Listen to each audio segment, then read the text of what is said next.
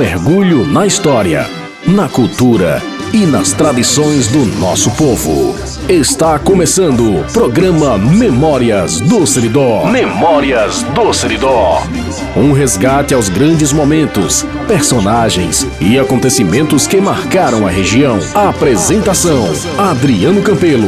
Uma produção independente veiculada no Sistema Rural de Comunicação, com apoio da Fundação Educacional Santana, Museu Histórico de Acari e Prefeitura Municipal de Acari. Olá, amigos ouvintes do Sistema Rural de Comunicação. Sejam todos bem-vindos. Vocês que estão sintonizados, agradecemos o carinho, a participação de vocês aí ouvindo a programação da Rádio Rural. E estamos aqui no programa Memórias do Seridó, um programa do Museu Histórico de Acari, por meio da Prefeitura Municipal, apoio da Fundação Educacional Santana. Estamos aqui no segundo programa e hoje vamos falar um pouco com o nosso amigo Cícero José de Araújo, ele que é historiador lá da cidade de Acari, e o tema hoje está muito bacana e tem como tema a formação e a evolução do patrimônio religioso no sertão do Seridó, com ênfase aí nos territórios do município de Acari, Caicó, Jardim do Seridó e Serra Negra, para a gente tentar compreender como foi a evolução desse patrimônio religioso aqui no Seridó, né? E nós já começamos aqui com o nosso convidado. Vamos pedir para que nosso amigo Cícero se apresente para vocês aqui no programa Memória do Seridó. Olá, Cícero, muito obrigado pela sua participação. Fique à vontade e se apresente aos nossos ouvintes. Olá, Adriano e ouvintes do Sistema Rural de Comunicação. É um prazer estar aqui com vocês, compartilhando um pouco da nossa produção. Esse trabalho versa um pouco sobre o patrimônio que envolve as minhas pesquisas. Eu sou bacharel em História pela UFRN, mestre em História Urbana pelo Programa de Pós-Graduação em Arquitetura e Urbanismo da própria UFRN e hoje doutorando pelo mesmo programa, pelo PPGAU. E essa pesquisa é um trabalho bem recente que envolve pesquisar a importância que o patrimônio religioso e as capelas tiveram para a evolução urbana da nossa região do Seridó. Muito bem, será um papo bem bacana. Vocês que se interessam pela história e a cultura do nosso Seridó, essa é uma oportunidade de vocês conhecerem mais sobre a nossa história, sobre o nosso patrimônio, principalmente o patrimônio religioso que foi responsável, né, aí, pelo surgimento de núcleos urbanos no interior do Brasil, né? E é sobre isso que nós vamos falar agora, nesse primeiro momento, sobre o patrimônio religioso e sua importância para o surgimento dos núcleos urbanos no interior do Brasil, especialmente do nosso Seridó. Então, fique à vontade para falar um pouco sobre isso. É um tema muito amplo, mas na minha pesquisa eu filtrei, eu olho pelo microscópio o nosso recorte temporal, é o século XVIII e principalmente o século XIX, e o nosso espaço de pesquisa é o Seridó, porque a igreja foi um elemento muito marcante e muito presente na colonização brasileira, né? E isso também se deu nos interiores, nos sertões ermos, substancialmente a partir de 1707, quando tem as constituições eclesiásticas do arcebispado da Bahia, né? Que fala da igreja, das capelas e dos patrimônios religiosos como elementos estruturantes e elementos organizadores de espaço. No caso do Seridó, quando a gente vai falar nesses núcleos, eu escolhi esses núcleos porque eram povoações no século XVIII e se tornaram vilas no século XIX. Então, no meu recorte metodológico, eu preferi trabalhar com lugares que já existiam, pelo menos enquanto povoação durante o século XVIII. Acari, Caicó, Serra Negra do Norte e Jardim do Seridó, né? O que é que acontece? Se nós formos observar a história urbana desses lugares, você vai perceber que todos têm algo em comum. A presença de uma capela construída a partir da doação de alguém que era devoto a um determinado santo e que faz a doação de parte das suas terras para esse santo do oráculo, para esse santo de sua devoção, e que a partir de aí, lentamente, de maneira bem precária, esses lugares começam a se transformar em povoações, né? E posteriormente, no século XIX, acabam se tornando vilas e municípios. Então, esse patrimônio religioso, comum a outros lugares do Brasil, especialmente numa região erma e distante de outro centro, como os sertões, foram muito importantes, definitivo. Assim como as fazendas foram, na minha ótica, na minha pesquisa, eu escolhi trabalhar patrimônios religiosos e capelas. Muito bem. Estamos conversando com Cícero José de Araújo Silva, ele que é historiador da cidade de Acari. Estamos falando sobre a formação e evolução do patrimônio religioso no sertão do Seridó, do Rio Grande do Norte, né? Cícero, a formação do patrimônio religioso, quem eram os principais autores envolvidos nessas doações de terras, né, para a construção dessas capelas e igreja? E quais eram as motivações desses autores, né, que estavam envolvidos aí nessas doações? Bom, principalmente no Seridó, a gente pega o século XVIII. Isso começa a se acentuar de maneira mais perceptível no século XVIII, quando o nosso grande conflito, as guerras bárbaras, já se finalizam ali por volta de 1710, 1720, começa esse repovoamento, né?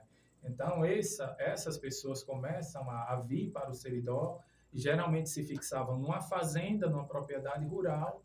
Essas pessoas eram devotos de um santo, né? No caso de Caicó, Santana; Acari, Nossa Senhora da Guia; Jardim do Seridó. Acari temos a figura de Manuel Esteves de Andrade, foi um dos atores, agentes nessa questão. Antônio de Azevedo Maia, em Caicó, em Jardim do Seridó.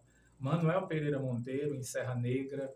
Jardim de Piranhas, que surge como uma pequena povoação. Existem outros trabalhos que questionam se realmente aquela capela é da data de um tijolo que foi encontrado lá, mas o fato é que essas pessoas agiram no sentido de erigir uma capela e de doar um patrimônio religioso a essa capela, um patrimônio para sustentar.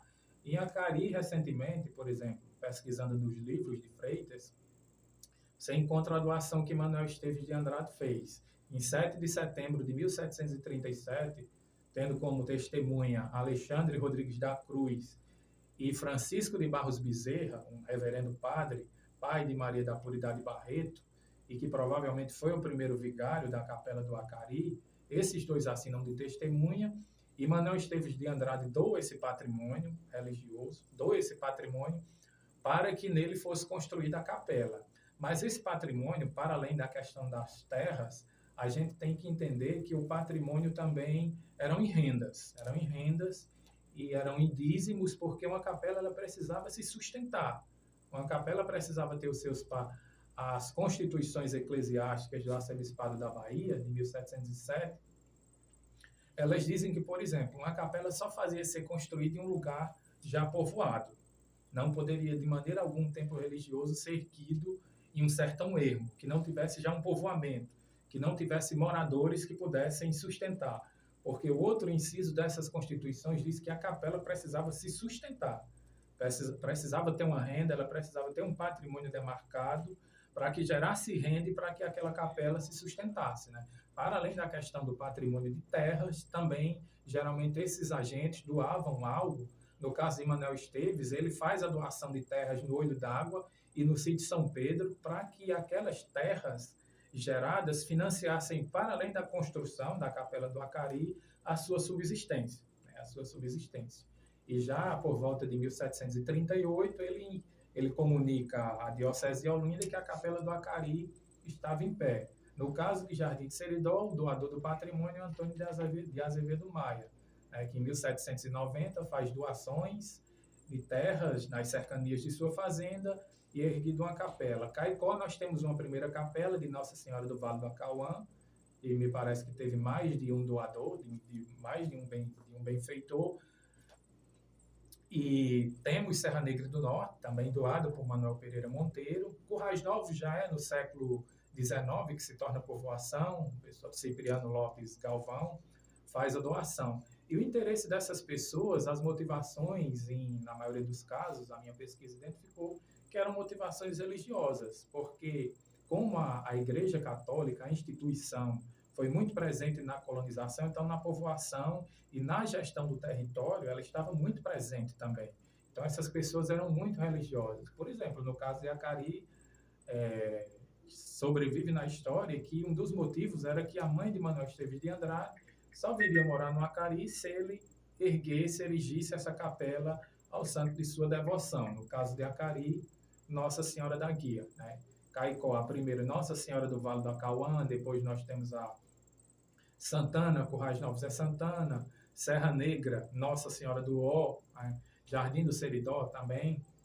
E assim, esses agentes tinham seu interesse religioso, mas por trás você percebe que também existia uma ideia de juntar, de que essa capela funcionasse como elemento propulsor para o ajuntamento de pessoas, porque como existia o padroado régio, o governo português, principalmente no período colonial, era a religião católica era misturada com o governo. Então, para o governo era interessante que a Igreja Católica, de alguma maneira, financiasse, entre aspas, esses assentamentos, essas povoações que anteriormente, em alguma medida, existiam. A Acari já existia um pequeno povoado vivendo em choupanas, desde 1720. A capela vai funcionar como um elemento agregador e que vai atrair pessoas para construir ao redor das capelas, assim como nos outros lugares, que as capelas acabaram funcionando como elementos propulsores para o nascimento e desenvolvimento dessas localidades, dessas povoações. Muito bem. Vou fazer uma pergunta que é queima-roupa. Não sei nem sua opinião sobre isso, mas é algo que está nos documentos. Algo que eu acho bem curioso é quando Manuel Esteves de Andrade, ele, na sua petição ao bispo de Olinda, ele menciona que a capela mais próxima do Acari, da população do poço do Acari, né, ou do sítio dele, a mais próxima era 8 dias de viagem, que é onde atualmente é a cidade de Pombal, na Paraíba, né? E onde estaria a capela de Serra Negra e a de Caicó, se ele não menciona que era bem mais próximo? Qual a sua opinião em relação a isso? Olha, assim, nós que somos historiadores e pesquisadores, eu sou um historiador de profissão, né? A gente, quando se trata de século XVIII, a gente sofre muito para preencher algumas lacunas, porque a documentação é muito escassa. Mas, por exemplo, a gente sabe que a primeira capela de Serra Negra, erguida provavelmente em 1735 e que foi demolida em 1774, a historiografia sobre Serra Negra diz isso, né? É algo que também é uma pergunta que me chama a atenção, né? Uma pergunta que me chama a atenção, onde estavam essas capelas? Eu penso assim, será que era uma estratégia de Manuel Esteves de Andrade para justificar a ereção da capela ali no lugar? Ou será que essas capelas estavam arruinadas ou de alguma forma não existiam, estavam arruinadas? Porque, por exemplo, Jardim de Piranha tem alguns trabalhos mais recentes que problematizam a questão, porque uma capela lá foi encontrado um tijolo de 1710. Mas, acho que é um trabalho de Isaac Medeiros, já citando outra menina, que é do Séries de Caicó, já trabalha com a possibilidades, baseado em inventários, de que aquele tijolo foi trazido para lá, aproveitado de outra construção, e de que a capela é de outra data, porque a doadora do patrimônio, acho que é Margarida alguma coisa, que é citada, quando se foi pesquisar na documentação primária, essa tal Margarida viveu em outro tempo. Viveu em outro momento. Então, são questões interessantes e eu acho que só com o surgimento de novas documentações que nós vamos poder responder. Mas a minha opinião pessoal é que talvez essas capelas existiam, mas de alguma maneira ele queria justificar a ereção da capela. Vamos dizer que ele queria puxar a sardinha para o lado dele. Porque tem uma questão bem interessante, que já foi discutida, é o prazo, é o tempo em que ele faz a doação, que é 7 de setembro de 1737, e a petição que ele encaminha em abril de 1738, ele diz que a capela já estava ereta, já estava construída. E por mais que fosse uma capela em pedra e barro, 5 meses não dá para você construir uma capela, principalmente naquele contexto. Escassez de mão de obra, escassez de matéria-prima, né? Tudo bem que a pedra e o barro existia. O que me faz pensar, eu já encontrei algumas menções documentais, tem um documento manuscrito que é de 1898, de Antônio Manuel Dantas, que ele era um secretário da Câmara, que ele disse que a Capela de Acari começou a ser construída em 1736. E também já vi em algumas publicações da nossa historiografia mais tradicional que cita a data de 1735 e até a existência de um tijolo encontrado em algumas das reformas feitas pelo IFAM ou pela Fundação José Augusto, um tijolo com essa datação de 1735. Então, na minha cabeça, no caso de Acari, por exemplo, 5 meses não dava para você erguer uma capela. E o trâmite desses documentos também demorariam, não existiam veículos, não existia e-mail, não existia WhatsApp. Você tinha que deixar esse documento na Diocese de Olinda, provavelmente a cavalo. Provavelmente a cavalo. Então, tem essas questões que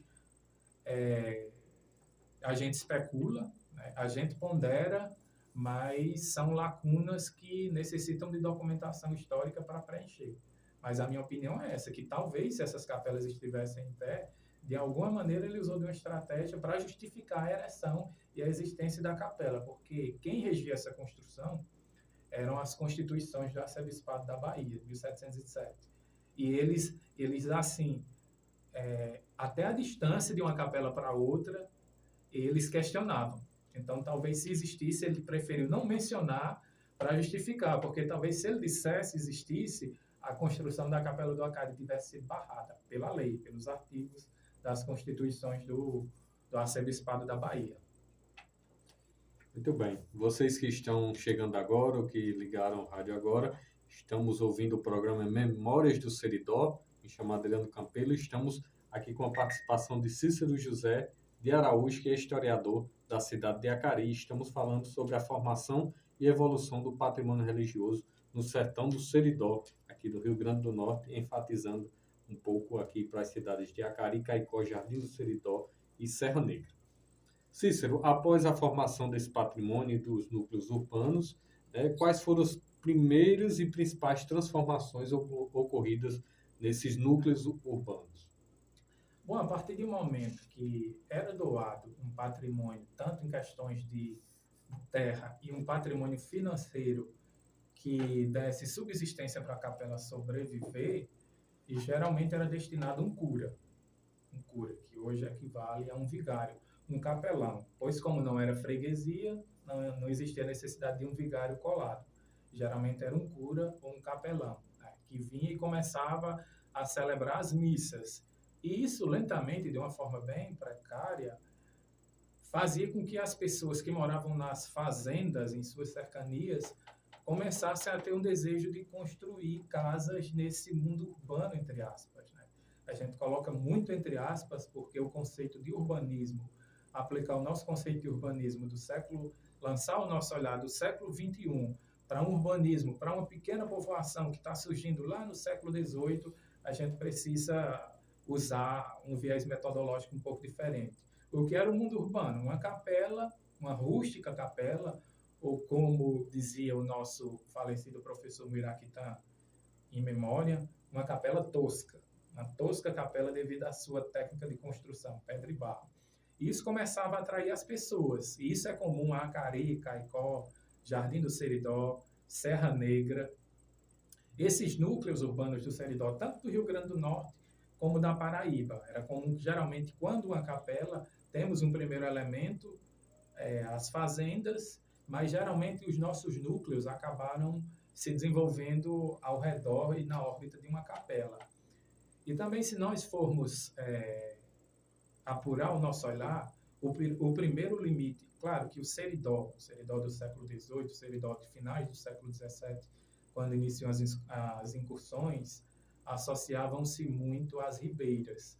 Mas, do ponto de vista legal, o primeiro marco geográfico que nós temos no Seridó é um marco religioso. É a delimitação e a demarcação da freguesia da gloriosa Senhora Santana, de Caicó, em 1748. Veja a importância, né? Um limite religioso. Claro que nos trabalhos do professor Helder, de Muirapitã e dos outros estudiosos, era um limite muito, grosso modo, ela associa-se hoje ao seridó geográfico do IBGE. Entretanto, ele adentrava no território da Paraíba, que lá no século XIX isso é motivo de conflito, mas aí é outra história, né? O território faz parte do seridó, da capitania da Paraíba, da capitania do Rio Grande do Norte, da província da Paraíba, da província do Rio Grande do Norte. Mas essas capelas, quando recebiam esse patrimônio, começavam a funcionar, que tinham a licença do bispo para funcionar, acabaram funcionando como esses elementos ajuntadores de pessoas e dando origem a essas povoações. Só que quem desejasse construir na órbita da capela precisava pagar uma espécie de foro, de laudêmio, ao doador. No caso de Acari, Manuel Esteves de Andrade, Antônio de Azevedo Maia, em Jardim do Seridó, Manuel Pereira Monteiro, em Serra Negra, Caicó. A gente pode relacionar alguns nomes. Se Currais Novos entrasse nessa pesquisa, seria Cipriano Lopes Galvão, que doou as terras. Ele recebia esse laudêmio, essa espécie de foro, né, que acabava passando para a igreja. Tinha um cunho religioso. E que isso em Acari, nas outras localidades, acabou gerando uma sobreposição de terras eclesiásticas sobre terras municipais. Porque Acari surge em cima, o território da Acari, da povoação, surge em cima de um patrimônio religioso. Só que quando chega 1833, que Acari se torna município, aí é preciso demarcar o que eram as terras municipais. E essas terras municipais são demarcadas, geralmente era uma légua quadrada, que uma vila recebia, em cima de um patrimônio religioso. E é uma questão muito interessante trabalhar isso. Sobreposição de terras. Por isso que em Acari, ainda hoje, você paga o IPTU, que é um imposto municipal, e eu acredito que outras cidades seridóenses já identifiquei isso, mas também você paga o imposto do padre, o imposto da paróquia, porque é o patrimônio de Nossa Senhora da Guia do Acari, né? E isso funcionou durante muito tempo através de um acordo verbal. A paróquia, já no século XIX, não impedia que a Câmara Municipal fizesse lotes dos terrenos e cobrasse o seu imposto municipal, laudêmio, da mesma forma que a Câmara também não se metia e não impedia que a paróquia cobrasse o seu imposto paroquial. É uma pesquisa muito ampla que eu já comecei também. Muito bem, muito interessante. E, Cícero, quais as semelhanças e as diferenças entre as trajetórias do desenvolvimento urbano dessas 4 cidades, né? Considerando sua origem a partir do patrimônio religioso? Bom, porque o desenvolvimento urbano do Rio Grande do Norte, da província do Rio Grande do Norte, de maneira geral, dá-se essencialmente pós 1850. Só a primeira metade, quando passa essa primeira metade do século XIX, é que a gente tem um processo de urbanização mais acentuado. Antes, os núcleos urbanos que existiam funcionavam de uma maneira bem precária. No século XVIII, se nós formos ver, no Seridó, o único lugar que possui status de município é Caicó, né? A Vila Nova do Príncipe, que foi criada em 31 de julho de 1788. Então, durante todo o século XVIII, esses lugares são muito precários, né? Com um comércio muito incipiente. Na verdade, alguns não possuem nem estabelecimentos comerciais. E o mundo urbano resume-se a essa capela, geralmente com um arruado na direita, um arruado à esquerda, um grande largo, uma praça central, e pessoas que frequentam o mundo urbano só nos finais de semana, ou para participar de uma feira inicial, uma feira nascente muito precária, mas a grande ênfase era para participar das suas obrigações religiosas, casamentos, missas, batizados, falecimentos de parentes, né? Porque, em suma, não existia. Quando chega o século XIX, posterior ao século XIX, Caicó tem um desenvolvimento urbano mais acelerado, consegue um desenvolvimento urbano mais expressivo. Jardim do Seridó desmembra-se de Acari em 1858. Já no último quartel, também quando você vai juntar as descrições sobre essas localidades, principalmente de viajantes e questionários respondidos pelas câmaras municipais. Acari, Jardim do Seridó, Caicó e Serra Negra. Dessas 4, quem tem um desenvolvimento urbano mais perceptível, principalmente depois de 1875, os dados populacionais, os dados de estabelecimentos comerciais, é a cidade de Caicó, ela se destaca. Embora as outras localidades tenham desenvolvido do ponto de vista urbano, e esse desenvolvimento a gente associa principalmente ao surgimento de uma feira, a construção de uma casa de mercado, ou seja, um mercado público. No caso de Acari, por exemplo, a primeira casa de mercado construída em 1842, quando o governo provincial pergunta que tipo de equipamento público de construção necessita, em 1841, a Câmara responde que o lugar estava necessitando de um mercado público, de uma casa de mercado, porque nos últimos anos a feira vinha se desenvolvendo, e anterior a isso era feita debaixo do que a gente chama de uma latada. Então, são esses elementos urbanos que nos diz que um lugar está desenvolvendo. Uma casa de mercado, uma nova casa de câmara e cadeia, novas construções, casas de alvenaria, casas de 2 andares, né, de primeiro andar, que a gente chama, começam a surgir. E os livros de atas, eles dizem muito sobre isso para a gente, porque se a Câmara está intervindo muito no espaço urbano, é porque aquele espaço está crescendo. Então, necessita de um controle por parte da Câmara Municipal muito maior.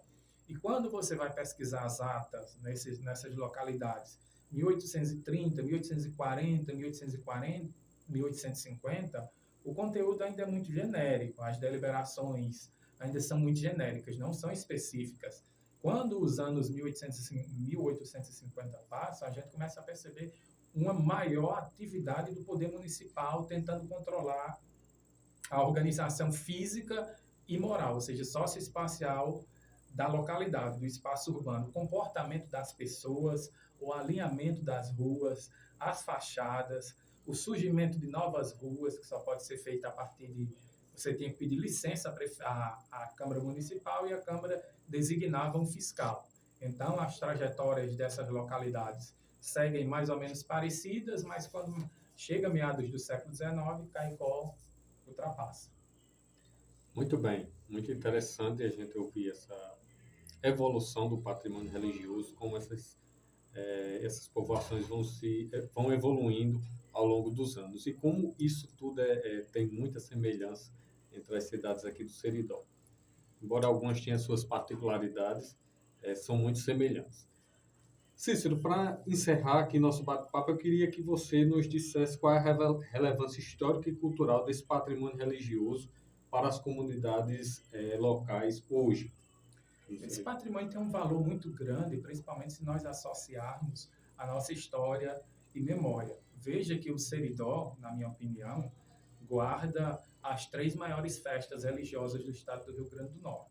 A festa de Santana, de Caicó, a festa de Nossa Senhora da Guia do Acari e a festa de Santana de Currais Novos, que, na minha opinião, são as maiores em questão de tradição ainda, porque Natal, por exemplo, tem uma festa de Santos Reis, mas estando por lá durante o mestrado, não tem a mesma tradição. Em Acari, que é uma cidade pequena, em Caicó isso já não acontece mais, é uma festa de reencontro, é uma festa de pessoas sentadas nas calçadas, é uma festa de ir à missa, depois ir no pavilhão. Mas também Caicó e Currais Novos já possuem outros eventos de grande porte. Caicó tem o Carnaval, que é muito grande. Currais Novos tem a vaquejada, que é junto com a festa. Acari permaneceu com esse evento ainda só, a festa de Nossa Senhora da Guia. E de maneira geral, porque é um patrimônio legado a gente. A Capela de Acari ainda está em pé, desde 1738. Claro que ela passou por reformas, mas ela é o templo religioso mais antigo ainda em pé nos sertões do Seridó, visto que a de Serra Negra, por exemplo, a primeira, que seria a mais antiga, demoliu. Então, todo esse patrimônio religioso, tanto físico como imaterial, é muito importante para o nosso reconhecimento como seridoense, para o nosso reconhecimento enquanto fazedores e amantes da nossa própria cultura. E é isso, é um Seridó geográfico, é um Seridó religioso, é um Seridó de municípios, é um Seridó de paróquias, é um Seridó de patrimônio religioso, que com o seguir da pesquisa será mais estudado, virão novas nuances. Muito bem, nosso Seridó é riquíssimo e a produção literária é grandiosa. A nossa região ela se destaca no estado por isso, por esse valor cultural que temos. E a nossa dica de leitura é Homens e Fatos do Seridó Antigo, de Dom José Adelino Dantas. Aqui resumo um pouco do que falamos aqui, eu e Cícero discutimos aqui no nosso programa. Vocês quiserem se aprofundar no assunto, podem consultar esse livro, que hoje é uma das referências, não só ele, mas outros estudiosos como Helder Macedo, professor Muiractan, Dr. José Augusto, eles adentram no Seridó e nos trazem muitas informações, né? Agradecemos a todos, obrigado Cícero por estar aqui nesse nosso programa, né? Fique à vontade para falar, passar seu contato, alguma coisa que você queira enfatizar. Obrigado, Adriano, e todos os ouvintes do Sistema Rural de Comunicação. Foi um prazer estar aqui. Quem quiser me seguir nas redes sociais, é só seguir lá no Instagram, @CíceroJS Araújo, para ver um pouco do meu trabalho, das minhas publicações sobre o nosso Seridó. Espero poder voltar e contribuir com as nuances, com a nossa história e com a nossa cultura. Muito bem. Obrigado a todos que estiveram conosco aqui no Sistema Rural de Comunicação. Esperamos que estejam conosco no próximo programa, né? Programa Memórias do Seridó, que faz um resgate dos grandes momentos e personagens e acontecimentos que marcaram a região do Seridó do Rio Grande do Norte. Até o próximo programa. Fiquem todos com Deus. Até breve.